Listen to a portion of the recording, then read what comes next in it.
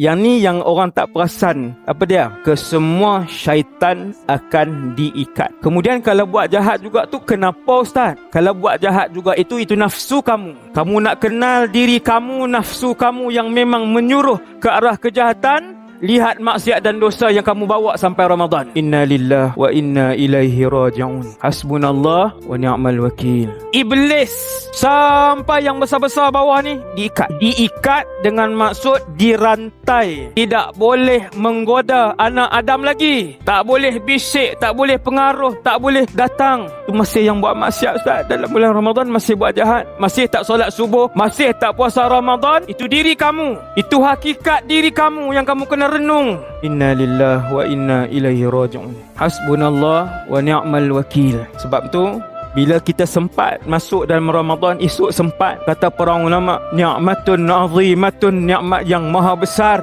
apabila kamu sempat untuk berada dalam bulan Ramadan.